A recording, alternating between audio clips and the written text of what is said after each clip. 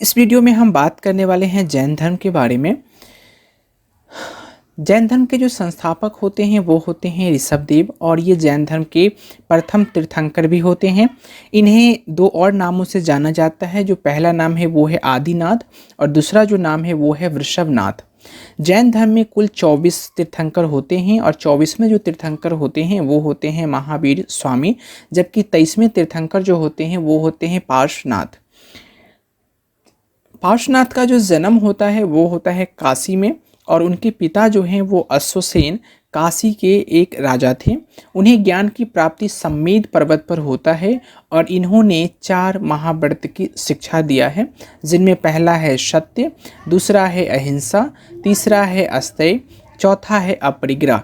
इस 4 शिक्षा में एक शिक्षा को और जोड़ा था, वो जोड़े थे महावीर स्वामी ने, और वो था ब्रह्मचर्य। अब हम यहाँ बात कर लेते हैं महावीर स्वामी जी के बारे में। तो जैसा कि हमने कुछ पिछले स्लाइड में कहा कि जैन धर्म के 24वें और अंतिम तीर्थंकर जो थे वो थे महावीर स्वामी, ठीक है। और इनको ही वास्तविक जो है वो संस्थापक माना जाता है जैन धर्म के।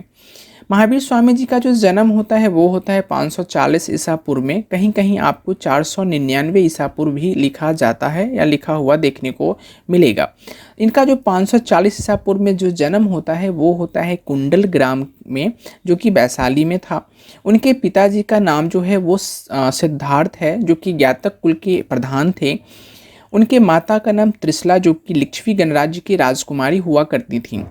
उनकी जो पत्नी का नाम है महावीर स्वामी जी का वो था यशोदा, और उनकी पुत्री का जो नाम था वो था प्रियदर्शनी, ठीक है।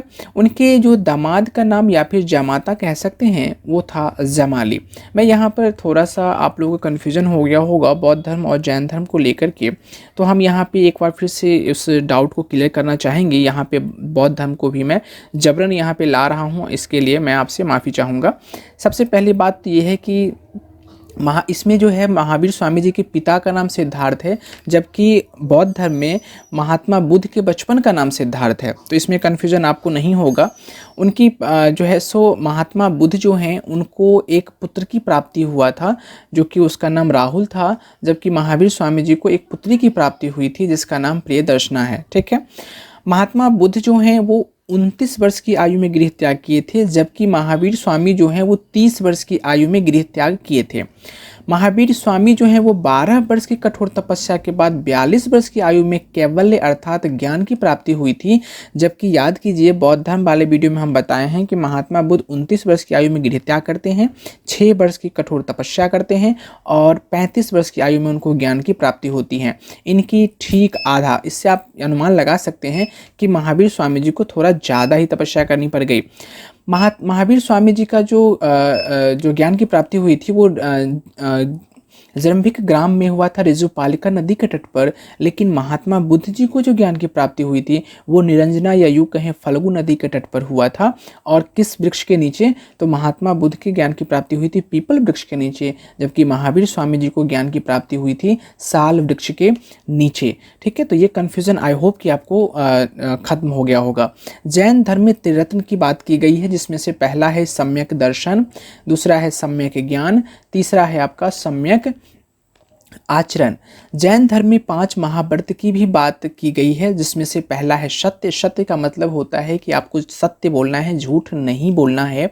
अहिंसा, अहिंसा का मतलब होता है हिंसा न करना, किसी जीव जंतुओं को हत्या न करना। तीसरा है अस्तेय, मतलब होता है चोरी न करना।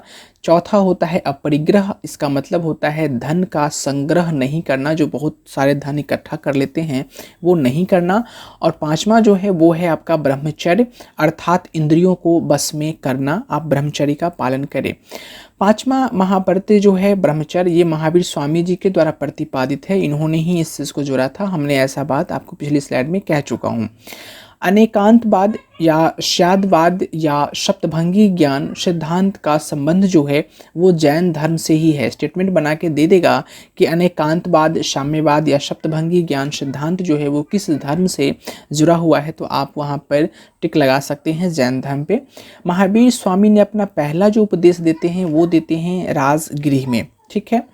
अब जो है जैन धर्म के तीर्थंकर एवं उनके प्रतीक की अगर हम बात करें, हमने बौद्ध धर्म में भी बहुत अच्छे से डिस्कस किया है। अगर आप वीडियो नहीं देखे हैं तो इसके डिस्क्रिप्शन बॉक्स में आपको बौद्ध धर्म की वीडियो का लिंक मिल जाएगा, आप वहां से जा करके एक बार जरूर देखें, आपके सारे कन्फ्यूज़न को दूर कर दिया गया है। प्रथम जो तीर्थंकर थे वो थे ऋषभ देव, जैसा कि हमने बात किया, और इनका जो प्रतीक चिन्ह है वो है बैल या फिर कह सकते हैं वृषभ। द्वितीय जो तीर्थंकर थे वो थे अजीत नाथ, और इनके जो प्रतीक चिन्ह है वो है आपका हाथी। 23वें जो तीर्थंकर थे, मैं तीसरा नहीं बोल रहा हूँ, 23वें बोल रहा हूँ, वो तीर्थंकर थे पार्श्वनाथ, और उनका जो प्रतीक चिन्ह है वो है सर्प या फिर कह सकते हैं सांप। और 24वें एवं अंतिम तीर्थंकर जो थे वो स्वयं महावीर स्वामी हैं, और इनका जो प्रतीक चिन्ह है वो है आपका सिंह। महावीर स्वामी के अतिरिक्त 12वें जो तीर्थंकर वसुपूज्य की हम जब बात किए हैं, वसुपूज्य का जन्म जो है वो बिहार में हुआ था। ठीक है, अब जैन संगीति की अगर हम बात कर लेते हैं, आपको पता है कि हमने बौद्ध संगीति की भी बात किया था, उसमें 4 बौद्ध संगीति के बारे में विस्तार पूर्वक हमने चर्चा किया था। तो आप वीडियो देखेंगे तो आपको कन्फ्यूजन दूर हो जाएगी, और उसमें सारा बताया था जिस प्रकार से यहाँ लिखा हुआ है, मैंने उसमें भी लिख रखा है। तो जैन धर्म में जो प्रथम जो संगीतियाँ हुई थी वो हुई थी 310 ईसा पूर्व में। स्थान था पाटलिपुत्र, बिहार, जो वर्तमान में पाटलिपुत्र को ही पटना के नाम से जाना जाता है।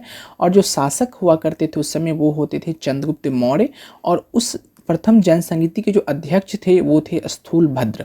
इस संगीति में क्या हुआ था, दिगंबर एवं श्वेतांबर जो है वो दिगंबर एवं श्वेतांबर में जैन धर्म का विभाजन हो जाता है। दिगंबर क्या होता है, श्वेतांबर क्या होता है, हम अभी डिस्कस करेंगे। वैसे मैं बता दूं कि दिगंबर जो होते हैं या तो वो नग्न होते हैं या फिर पीले वस्त्र धारण करते हैं, जबकि श्वेतांबर जो होते हैं वे श्वेत वस्त्र धारण करते हैं। जैन धर्म के 12 अंगों का संकलन जो है वो आपको प्रथम जैन संगीति में ही देखने को मिलेगा।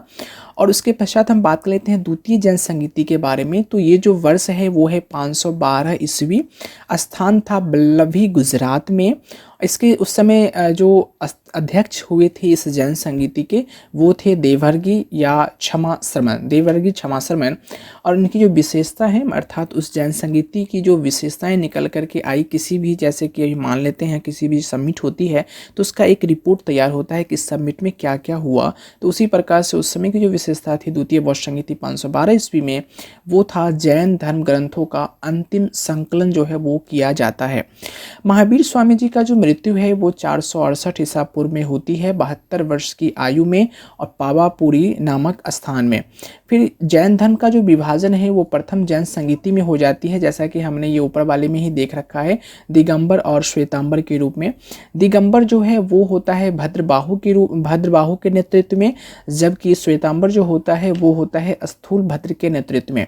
जो दिगंबर भद्रबाहु के नेतृत्व में होता है इसमें परिवर्तन को स्वीकार नहीं करता, अर्थात महावीर स्वामी जिस नियम का पालन करते थे, भद्रबाहु वाले जो दिगंबर थे वो भी उसी नियम को पालन करना चाहते थे, जबकि जो श्वेतांबर स्थूल भद्र के नेतृत्व वाले थे वो बदलाव चाहते थे और परिवर्तन अपने आप में देखने को उनको मिला। फिर वो पूर्णतः नग्नता और कठोरता को अपनाया। हमने बात किया है कि दिगंबर जो है वे कठोरता को ही पालन करते हैं, जो महावीर स्वामी जी ने जो किया था वही इसको मानते हैं, क्योंकि ये स्वीकार ही नहीं करते कि परिवर्तन को, हम परिवर्तन को स्वीकार नहीं करेंगे। इन्होंने कहा था भद्रबाहु ने, और उनके नेतृत्व में ये दक्षिण भारत की तरफ पलायन कर जाते हैं और वहाँ पे फिर ये अपना जो है सो दिगंबर को स्थापित करते हैं। जैन धर्म की ही एक शाखा है, हमने अभी बात किया था 2 धर्म में बट गया था। और अब हम बात कर लेते हैं स्थूल भद्र के बारे या श्वेतांबर के बारे में। तो श्वेतांबर या स्थूल भद्र के नेतृत्व प्रदान किया था किसने, श्वेतांबर को स्थूल भद्र नेतृत्व प्रदान किया था। और इसमें क्या हुआ, श्वेत वस्त्र पहनने की परंपरा थी, और यह दिगंबर की तुलना में कम कठोर थी, अर्थात जो दिगंबर जितने कठोर का पालन करते थे वे श्वेतांबर इतने पालन नहीं करते थे, और इसने परिवर्तन को स्वीकार किया था। तो जैन धर्म से जो है सो जो भी डाउट थी वो यहाँ पे आपको क्लियर हो गया होगा।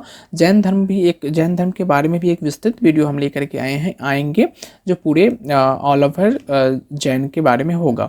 सो यहाँ तक था जैन धर्म के बारे में। अगर कुछ डाउट होगी तो आप हमें कमेंट सेक्शन में बता दीजिएगा, और अगर कोई डाउट नहीं होगा, वीडियो अच्छा लगा हो तो please like share and subscribe ज़रूर कीजिएगा। Thank you so much.